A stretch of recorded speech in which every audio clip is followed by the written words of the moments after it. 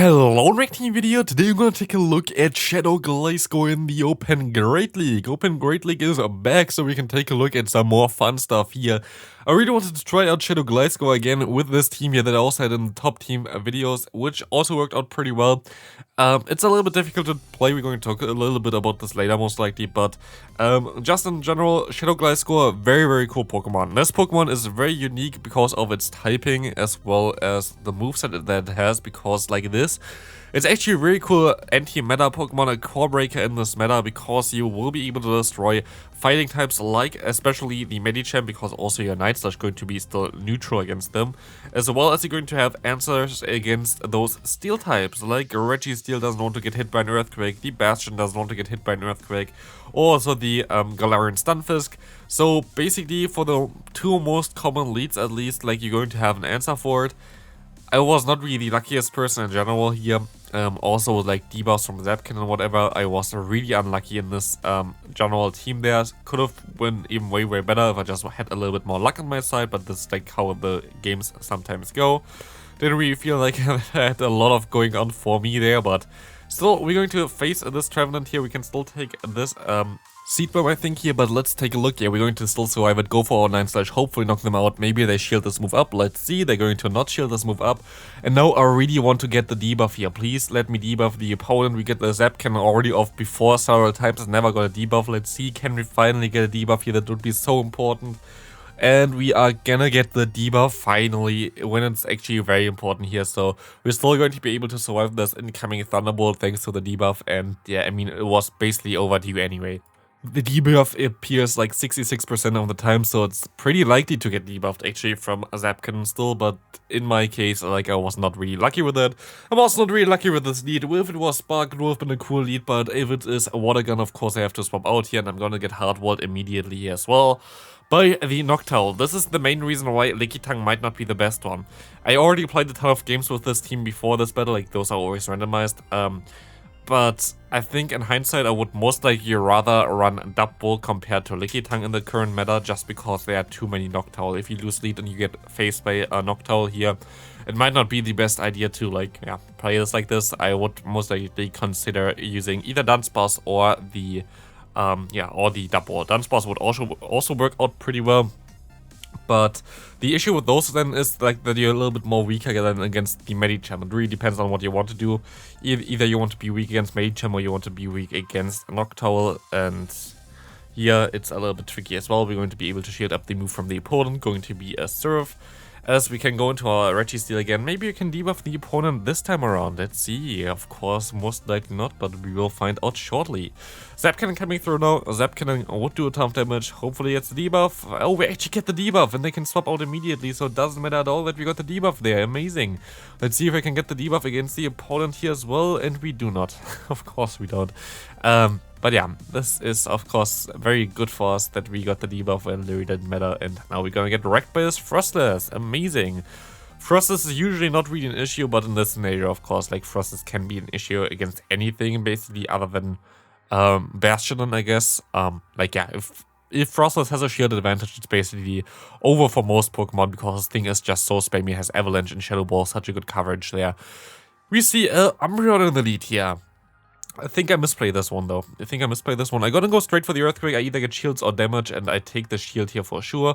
And I think I'm going to misplay this, but we have to see. We see a Medicham coming in here, which is fine for us. We can go ahead and go for some charge moves here. A Body Slam coming through. We're going to see that we can go for another Body Slam as well soon, as we can go ahead now for one, and this should put them into range where I can lick them down afterwards. They're going to no-shield it, as they baited me before. They can go for another Ice Punch here. Good there for them, but doesn't really matter because we can realign. And I should most likely go for my charge move. Okay, no, it's a different game most likely. Maybe it's not even in there. I played 4 sets, by the way, with this team. So, could be that if you battled me, there is not this one game in there or whatever. Like, I only showcase around like 10 games or something usually. And if you have 20 games footage, it's a little bit tricky. Also mixed in between the leads and stuff like this as well. But yeah, I wasn't really happy with the leads then as well. So I think Gliscor lead is definitely better than Steel lead right now. I felt like I only encountered something like Trevenant and fighting types with my Steel. So rather go for Gliscor lead here. We see the Hydro Pump Azumarill. This is a recent trend, by the way. Azumarill nowadays uses Hydro Pump more often again. That was basically completely gone from the meta for a longer time. Usually everybody ran Play Rough and Ice Beam, but I guess since the Warrain Trevenant core kind of broke up, I guess it's a little bit better to go for Hydro Pump. I don't actually know what they use as a secondary move. I think they usually use Play Rough, but I'm not sure. Here, Registeel is still going to be able to win the game at least. Registeel is so underrated, by the way, and I found it funny because people were like, oh, why is it underrated? Like, it's rank 1 on PvPoke. It's not the PvPoke ranking there, I mean, with that, but, like, it's so underused, it feels like. Not a lot of people run Registeel. It's not completely gone or anything like this. It's not, like, completely crazy underused or whatever, but it's way less used than, for example, Altaria and Stunfisk or other good steel types here. So I find this a little bit interesting. We get our first boost here, which is cool, as we will be able to go ahead and stay in here, which didn't matter at all. Show swapped out most likely to my Registeel instead. I didn't know that they would have the move Awkward Tail here, but I can still wall them kind of with my Registeel. They can go for one crunch, but they cannot go for another crunch. And I can overfarm, go for the Focus Blast here, and I will be able to knock them straight out. Let's see what they're going to go into. They're going to go into the Trevenant again. I can go into my Lickitung, I can lick them down, and this is going to be a very good game, especially as the opponent has a Bastion in the back. This looks like a horrible matchup for now, but as long as the opponent doesn't get a ton of energy extra here after they throw the charge move, because they have to throw the charge move, I am fine. They're throwing here right now. They're going to go for Stone Edge, and I'm going to go ahead and go for Body Slam. Body Slam is of course double resisted, but I just want to get rid of the clock there. Like you see, the switch clock is coming up, and if I get to 2 Body Slams, I will be able to swap out faster, which will allow me to guarantee here the win, as they were not yet at 100 energy again, and I can go for one Focus Blast to knock them out. Otherwise, if I didn't go for Body Slam, then I might have got too much energy that they would get to 2 Flamethrowers in time. Next game, we're going to face one of the worst possible leads here with the Mantine again. Mantine is an interesting lead here. See a lot of people running Mantine recently again. Maybe I would showcase this one as well. You see a Altaria and Stunfisk in the back. Kinda might be something like Medicham in the back or something like this. Would be a definitely more common-ish team. But we have to take a look at this. We will see the Altaria and Stunfisk going for an Earthquake. By the way, I really hope that we're gonna get another Altaria and Stunfisk event for the wild. This is like the one thing that I hate for regionals and stuff like this as well. Here we try to catch the Earthquake. Do we actually get this? We do not.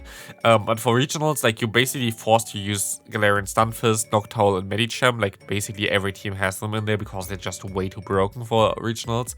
But I don't have a good Altaria and Stunfisk. I don't use like maps or anything like this. And my Altaria and Stunfisk is like a 2-14-13, I think. And this IV spread loses against other Altaria and Stunfisk that are, for example, mapped with like rank 1 IVs or something like this. It always loses against it, so it's really tricky for me to actually play in regionals like this. It's actually a really big disadvantage to have not a good Altaria and Stunfisk. We will see here the Stunfisk from the opponent, as I can go ahead and go. I should have went for the Body Slam here for sure, because I would have forced my opponent to throw the move with their Umbreon. I still should be fine as long as I get some debuffs with my Zap Cannon here, because then my opponent does basically no damage. Let's see, first coming through, of course no debuff, 66% chance to debuff the opponent.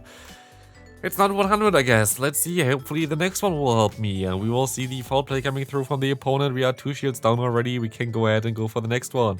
This will clearly get the debuff, alright? Just like, I don't know.